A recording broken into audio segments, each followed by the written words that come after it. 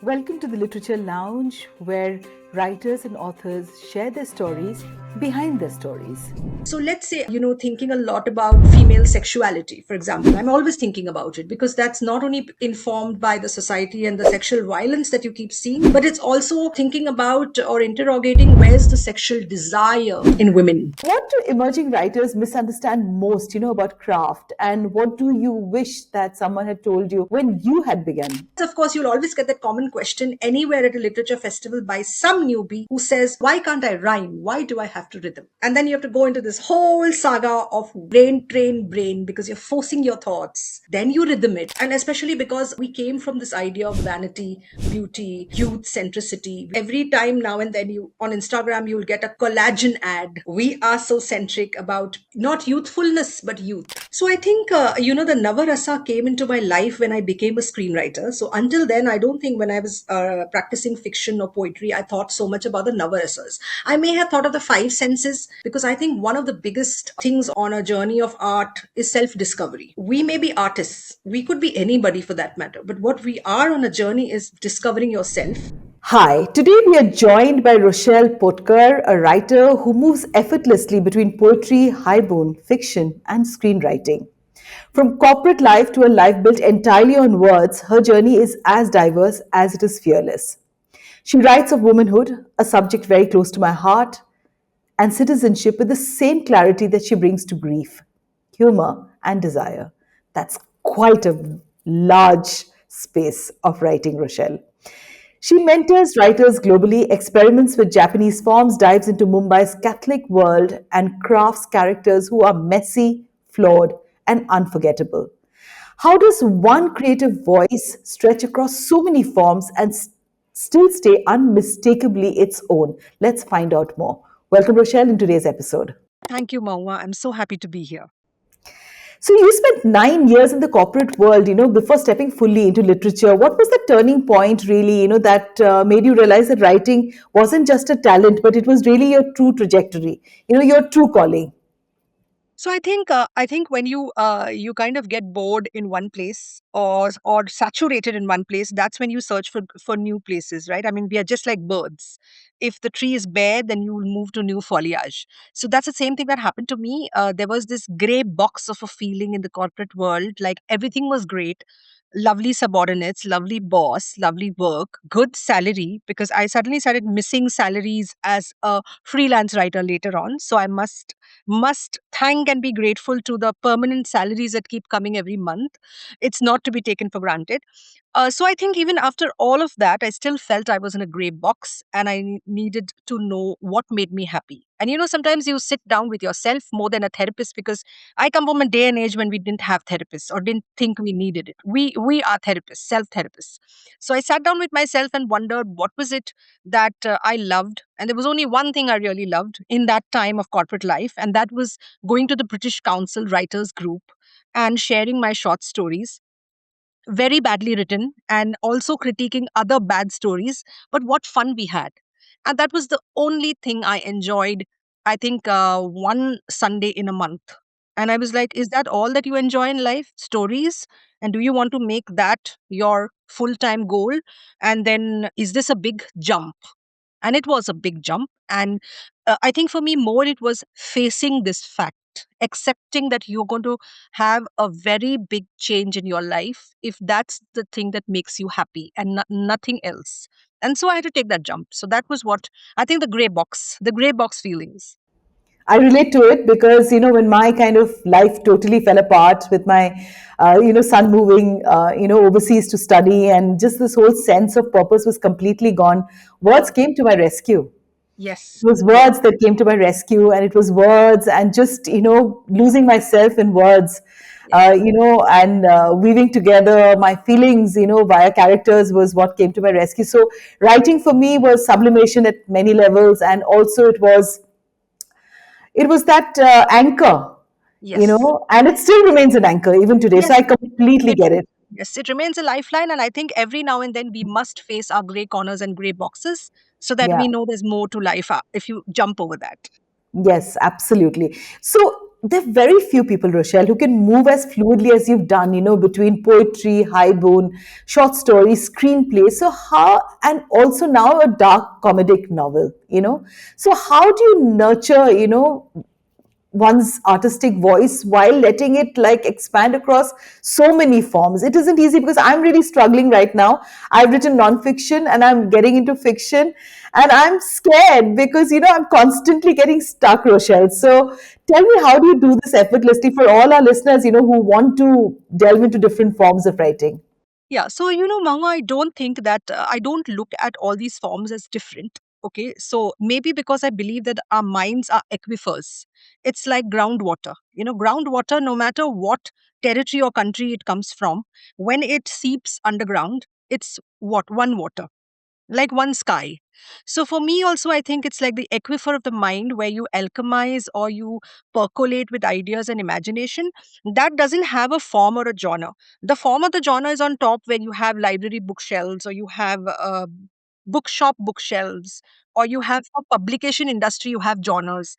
We don't think in genres, we think in ideas, we think in imagination. So for me, I realized that my thematic spectrum is what informs my creation, and not the forms. So let's say I'm thinking a lot about female sexuality, for example. I'm always thinking about it because that's not only informed by the society and the sexual violence that you keep seeing, but it's also thinking about or interrogating, where's the sexual desire in women, and is that expressed, repressed? Is it frightened? Is it fearful as an entity because of the sexual violence?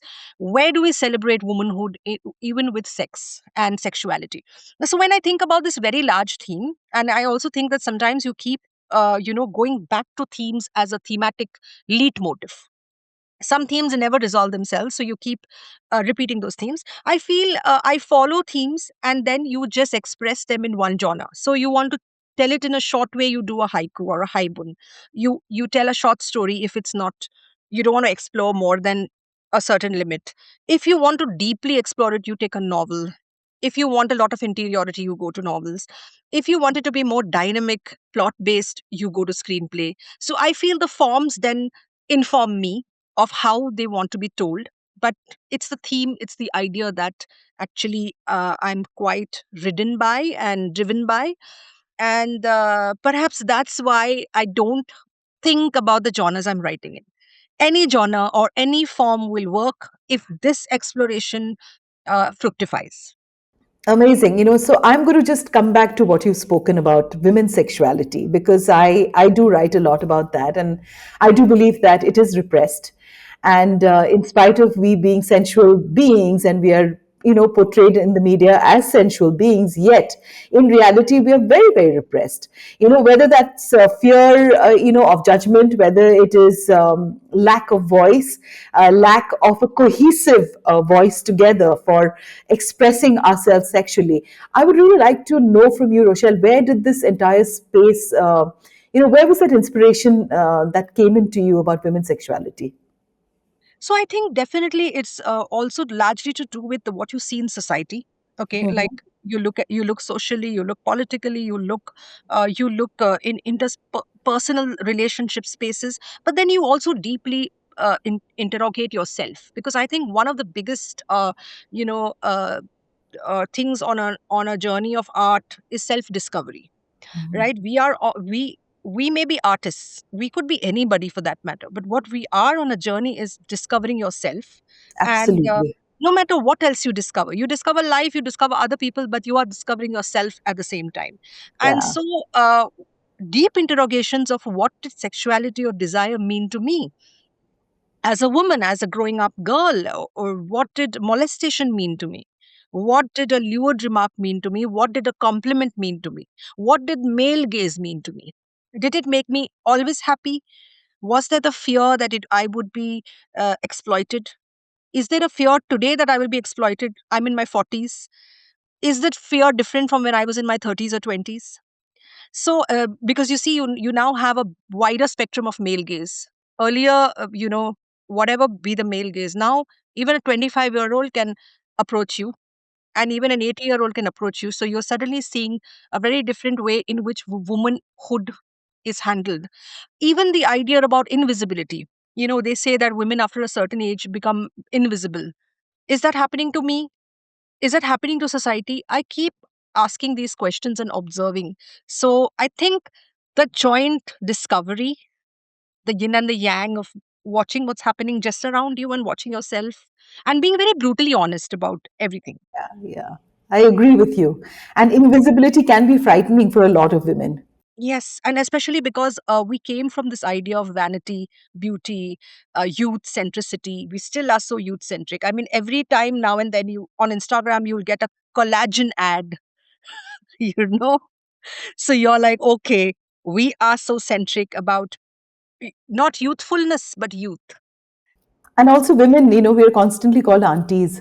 But, Yes, I yes, mean, at the end of the day, I'm not your auntie because, yes, and I'm not related to you. So do not call me auntie. You can call me by my name. true. So, And in one hand it's this, and one hand is like being looked through. Like you feel, would there be a day yeah, when you are totally perimenopaused and then you are not yeah, looked at not because of beauty or vanity, but because you are done. You don't have anything productive to give to society. Like we sometimes look at older people or say senior citizens, and the society wonders, right? Ki ye kisi kaam ka nahi hai abhi. Why to look at bilkul. them?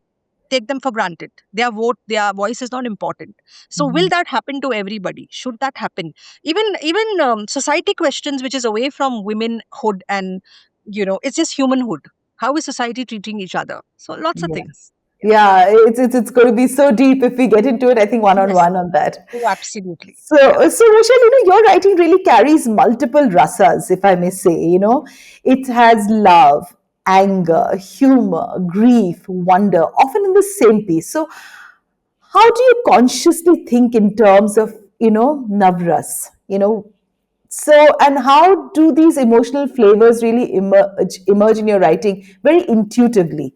So, how do you like navigate this whole thing of all the rasas together?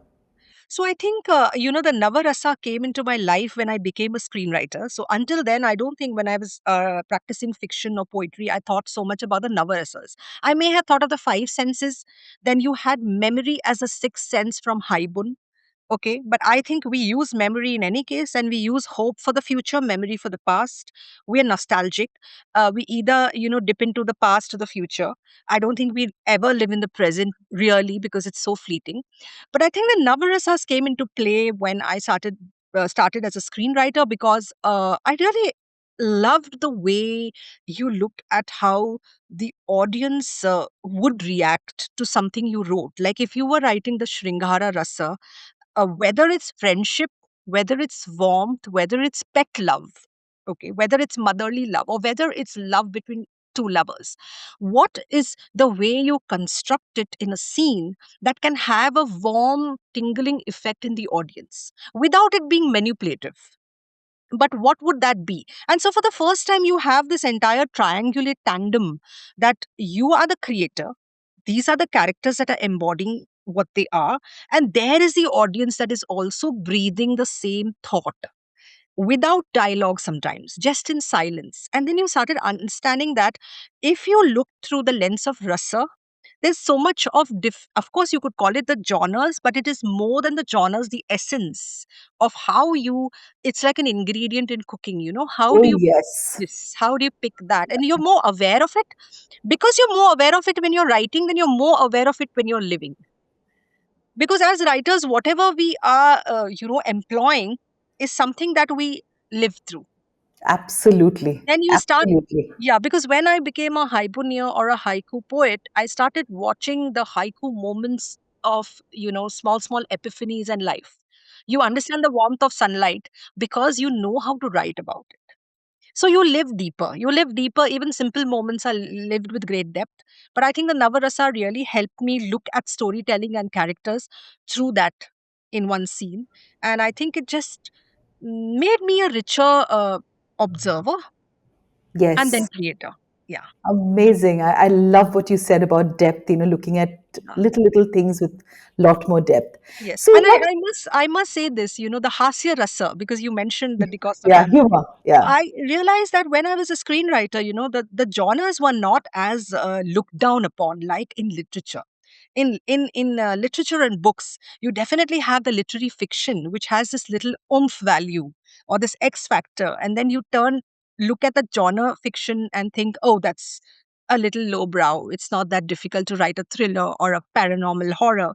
But when you come to screenplay or screenwriting, everything is just commercial. If it's entertaining, you can tell any mixed genre. It kind of liberates you with the genres. And then when you look at comedy, you don't think, oh, comedy is looked down upon. It's not as good as literary fiction. You don't think of it that way. You're like, if this can be a solid story, entertaining, it's worth being a romance comedy. And let's do it. And that's how The Costa Family came about, not from the literature side, actually, from being a screenwriter. Amazing, So what's that inner shift really that happens, when you decide an idea belongs to a screen, a poem, or a full-length novel? I mean, what is that call that you take, Rochelle? So I think it definitely depends on what I call it, the idea DNA. Like, you definitely have a data packet which the story comes in with, like a Okay. snail and its shell. So it tells you, I want to be this very long saga or of many characters, and I want to have many twists and turns. I'm not going to be over with a one page. So it can't be a poem. Okay. Of course, you could have some accidental residue as poetry from Mhm. it. Mhm. But you can't have Lovely. I love that line, Rochelle. Residue of poetry. yes, There's yes, residue of because poetry all because I around us. my first poem that was a shortlist at a big prize was a residue of the small town story I was writing. And while I was writing the small town story of the small town boy and all that, because I identify as a small town girl somewhere, coming from Kalyan as a satellite town to Bombay. So there was this residue poem that came about called Knotted Inside Me, which was being a girl in Kalyan and her girlhood as she transitioned to the city and its aspirations. And that became an award winning poem. And that was such a residue. So sometimes a poem is because you're thinking so much about a story, there pops up some extra ideas or, you know. But I think, yes, I think, yeah, this is what it comes down to. So you've also mentored writers, at IOA's international wing programs and also at the Himalayan Writing Retreat, which happens to be one of my favorite spaces to go to. So glad. So what do emerging writers misunderstand most, about craft, and what do you wish that someone had told you when you had begun, Rochelle? So luckily, they're two different things, Maua. So what I saw mostly about writers, not necessarily the Himalayan writing retreat. I think people who come there are much more evolved. I must tell you that they're already writers working on their work, and they are at an advanced level between beginner and advanced. They've already a lot of words under their belt. They've crossed many rivers. But sometimes what I feel about very raw students or generally, at open mics is they say, okay, this is a raw poem. Why do I need to edit it? So the most common thing is my rawness will go if I edit it. And I'm like, I think sometimes, yes, but would you see a raw film that's unedited?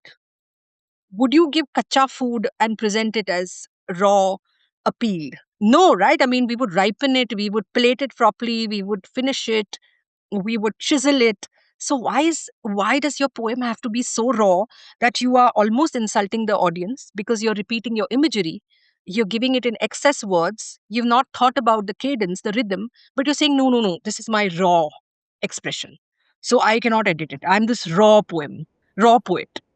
And I'm like, no, we all have to We write. all have to edit.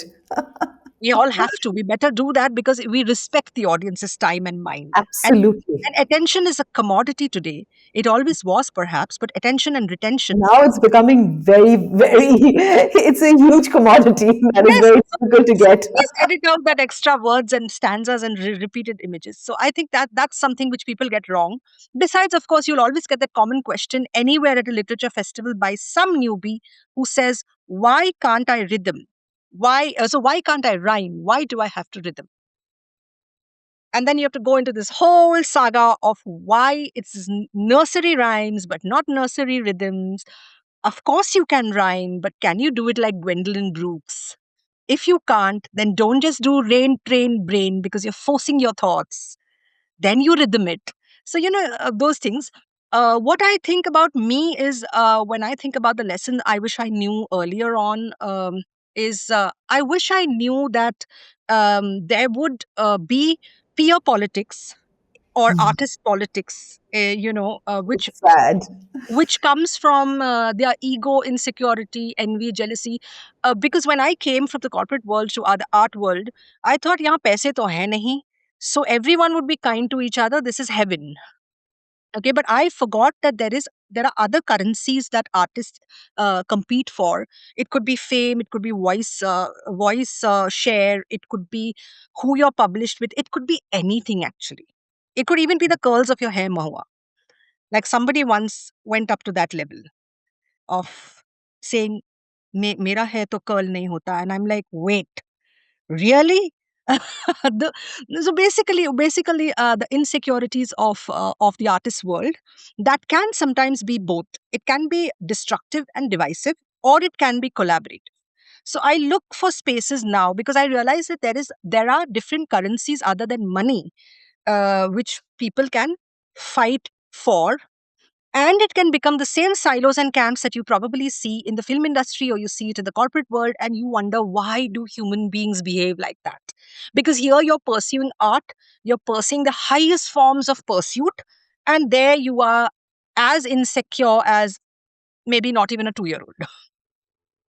So I sometimes call it the lollipop Well, wars. But not Rochelle, because that's exactly what I thought, that it's going to be collaborative, and it is so, I'm so disillusioned because everybody has judgment on what you've done, because I really think a painter is a painter even if they've not had their art in a gallery. yes, You yes. know, And we we are are all on all, a journey. See, we all it's are all on a a journey. journey at the end of the day, but I agree with you on this whole divisive, divisive, Yes. or well, this whole politics that people play with you, and they find it difficult to congratulate you, they find it difficult to like you if their ego is hurt, and Yes. ego here is very, very high. Yes, absolutely. There's the artist ego about other people's successes. So sometimes I would wonder, did somebody want me to ask permission to succeed? I mean, do you have to write a letter of permission? Can I succeed? You can't, right? I mean, you succeed because you work hard for it, and you do it. You do it apne dum pe, on your self-made steams. Why do you need to ask permission? So there is a lot of things that I observed, and in general, not just with one person, not just me alone. I Yeah, yeah, observed yeah. happening all around. Like now I'm immune to it. I mean, if I see it, I am amused because the hasya rasa comes to mind. But there was a time when I was seriously perturbed by it. Okay, it Me was too. I seriously. am put out because I put out a lot of content and I need to write every morning, Yes. and because this is a podcast and I'm an author and I'm a writer, but I'm not taken seriously because I'm writing content out there. And for me, Yes. it's like, this is what I enjoy. These are words that I like to play around Yes, with, absolutely. You should be able to express in the expression spectrum that you're gifted with, whatever you Yeah, feel like. Right? But there is all sorts of things. But I'll tell you, you'll reach a point of hasya rasa at some point where you'll just be laughing at this because it's foolery. It's foolish. But it's you have to really reach that, yeah, point. You in will the get in there. the process, Rochelle, there's so many walls to break for my own self also, because all of this I have come into after a lot of personal, let's say, distress. Yes, yes, So yes. So I know what you mean. You feel at least the place where I have reached will have solace and paradiso. It yes, will be all good, warm, and everything. But no, I think what's at the heart of it is humans. Human dynamics will be there even if three people are in the room. thank It's you for saying that, Rochelle. Thank just you. so now I'm very expectant of it, and I laugh at it a lot. I have reached a stage of hasya rasa with it, and I laugh a lot at it. I don't take anything bad because it's happening to everybody. That's the Yeah. assurance I can give you. No one is spared about of that. So let's talk about screenwriting, which really requires clarity, structure, and cinematic imagination. So what has screenwriting really taught you about storytelling that poetry or prose never could? See, I feel one is the dynamism. Okay, you need to get to the action and the character talking. That is a dialogue in the first scene, if possible.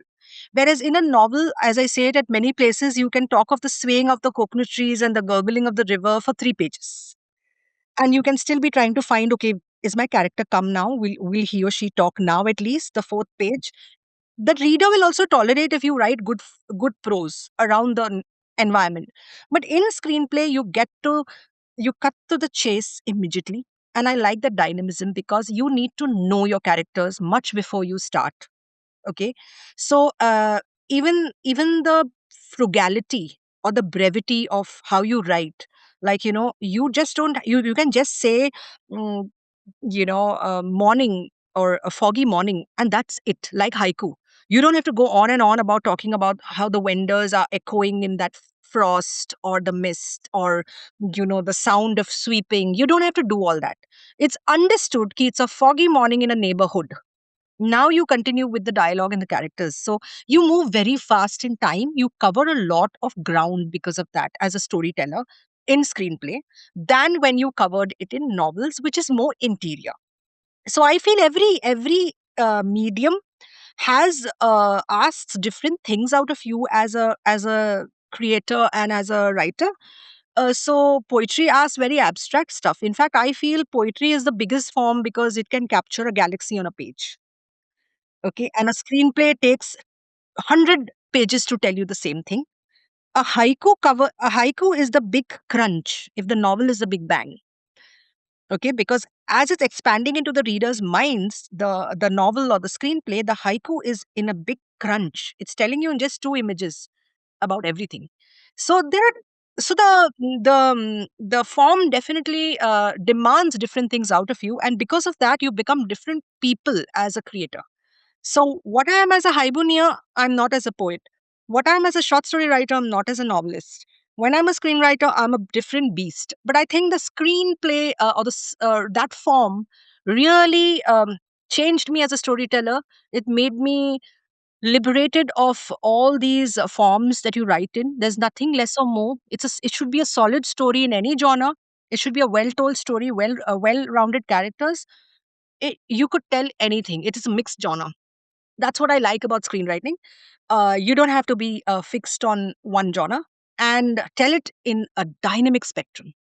The amount of story you can tell in screenwriting, you can't tell that in a novel, or a short story. So but I feel each form has helped me with the other. It's Amazing. like a cross So, pollination. what attracted you to the Japanese forms, of haibun and haiku? What was it? What was that freedom that, they gave you that you feel these other forms did not give? So, one, it was a wrong haiku that I once wrote. Okay, so I wrote a three What's line. a wrong haiku? A wrong haiku is writing something in three lines and saying this is small, so it's a haiku. So I sent it to a competition because I was a poet by then and I was being well received as a poet. So I thought, what's the big deal about haiku? It's just three lines. So I sent it to a competition and it, of course, didn't get selected or picked. And I asked my friend who was practicing haiku and haibun, who later became my mentor actually. I said, what's the problem with this? It's three lines. Isn't that what a haiku is? And he said, no, no, that's not a haiku at all. And I was like, how could such a small form challenge me? I thought I could do the world, right? I can capture anything to infinity. Why can a small form mock me like this? And that was my first humble experience of the haiku, because a haiku is two images juxtaposed in three lines. Okay, so it's like, for example, you say traffic snarl if it's image one. And I remember the song of estuaries, which is the sangam, which is very silent, as image two. Now, the sound is juxtaposing between the traffic snarl and the cacophony and the noise with the silence of a place. So, what the poet is trying to say is, in this noise, I'm craving that quiet. And that's a haiku. It's juxtaposing two images with That's maybe, so beautiful, yes, Rochelle. with maybe some sensoria in it, because this time it's sound heavy. So, when I realized that this is juxtaposing two images, being a visual person, we all are so visual these days because of Instagram, because of media, multimedia. That way of writing images, distilled images through words, it really caught my attention. And then I really went whole hog, humbly surrendering to what the haiku and the haibun is. And I reached even the haibun after the haiku, which is about a narrative of an epiphany in present times, in present moment, present tense. So when you're narrating a haibun, You're talking about an epiphany or realization, but even if it is from your childhood and your past, you're making it look like it's happening now. So you will present the now moment. And what that does to you, it brings you in this presence, this immediacy, and it brings your reader into that immediacy as if it's unfolding now. How beautiful is that? Oh, yeah, it's stunning. To Absolutely transcend and break time, right? To break time and say this is happening now. beautiful. Yeah. We have to talk about your books, you know. Let's just talk about the DeCosta family and Coins in Rivers. You know, your debut novel, The DeCosta Family, is described as a book that has comedy rooted in Mumbai's Catholic world. Yes. So, what was that personal memory, cultural observation, you know, and the emotional truth first that sparked this story inside you? So, see, I always say this that I didn't have to do any mehnat for the character work in this story because it was all my family members, the nutty Catholic Fernandez family, that I repurposed by giving them bad traits and corrupt motives and changing their names. So it definitely comes from very ready-made character work that was with me for so long that this story needed to get out of your system. I always tell a workshop participants that you always will have place poetry wherein you've been to many places and place will be one very important theme, and you will have people stories because your family stories will be there. You'll have plenty family stories, but you'll definitely have one. So this is my one family story, and because I use the hasya rasa, because I didn't want to write a serious novel of multi-generational family and then their sas bahu, because it whenever I tried to approach that story that way, the story would be very resistant. See, I don't know whether you know that the idea is also an entity.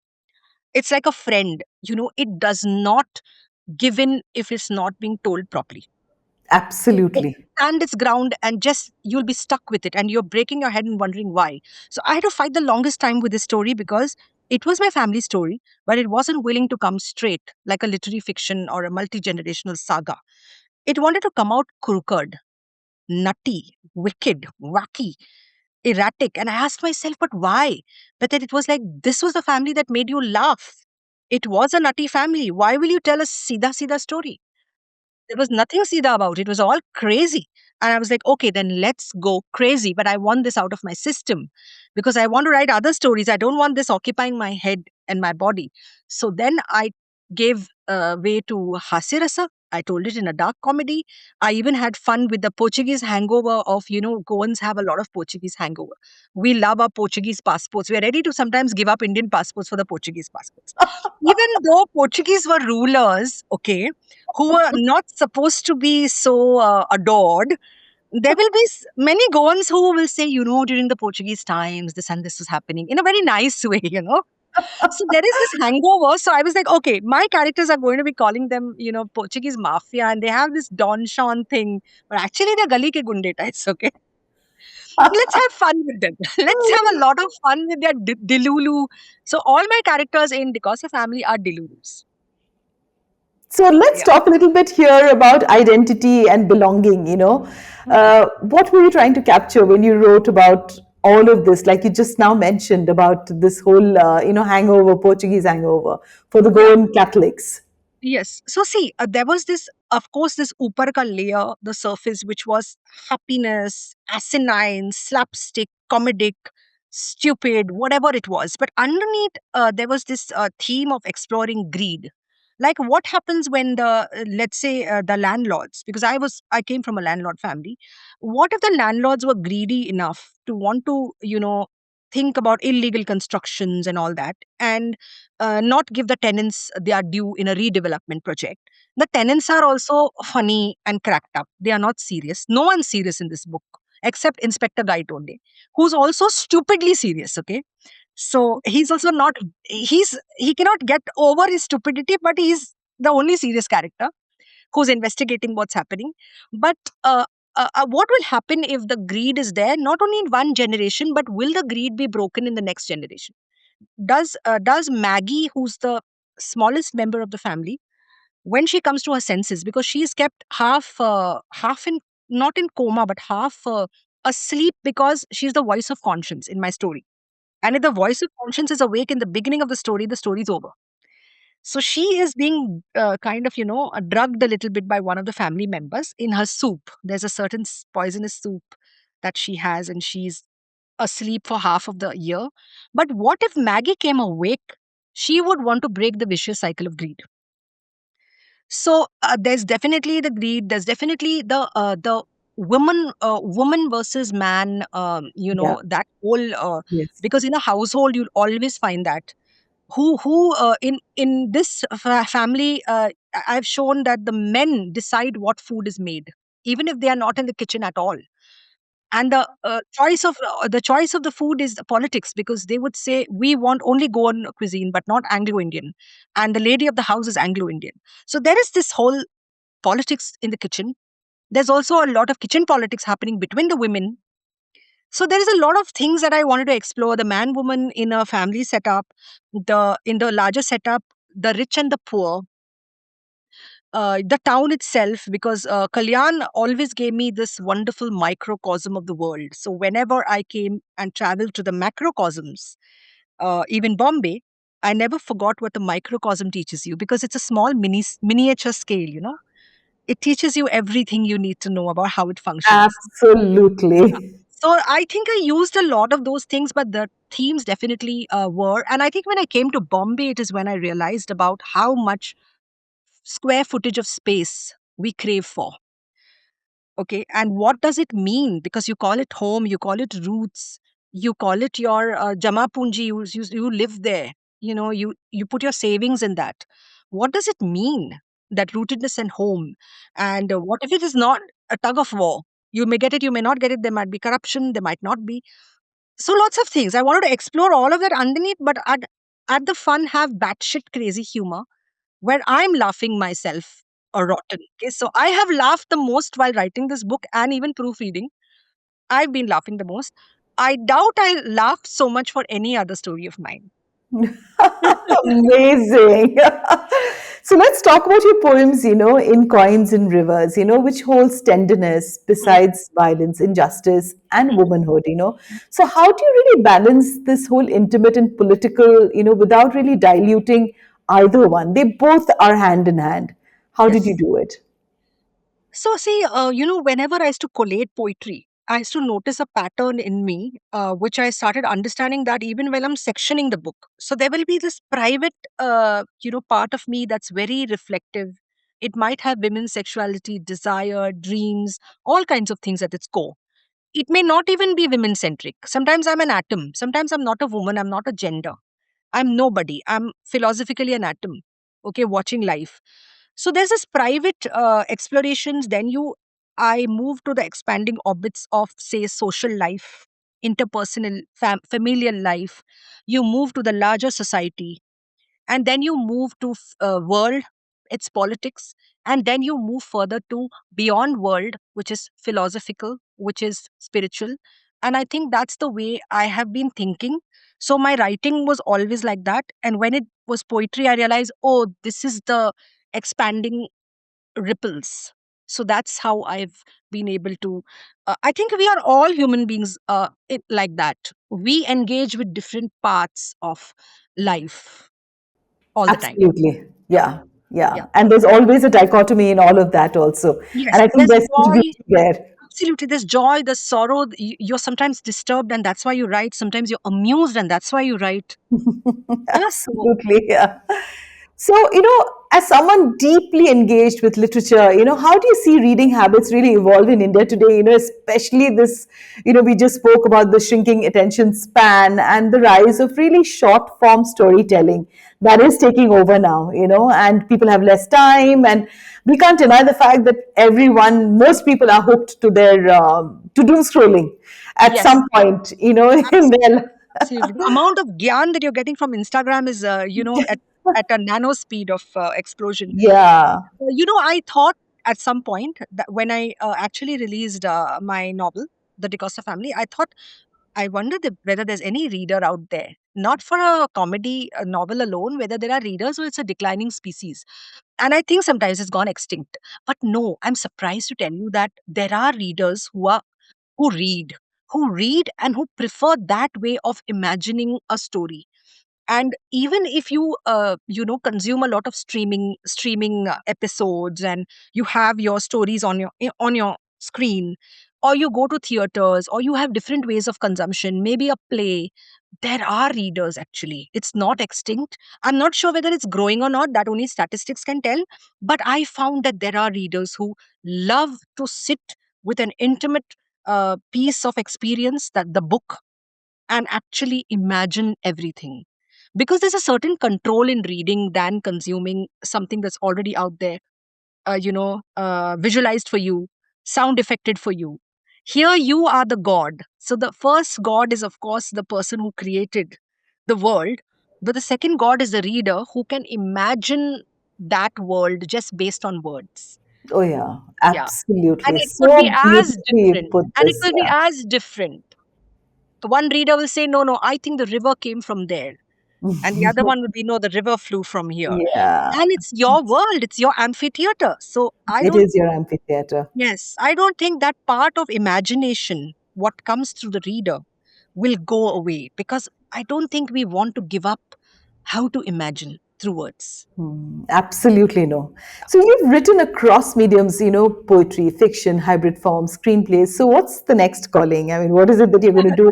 Are there new genres, collaborations, or artistic territories you're really excited to explore, Rochelle, Yes. that you can tell our So, listeners? see, I think definitely I'll be continuing with the same existing forms for a while. Like, I don't think I can ever unhook myself from storytelling.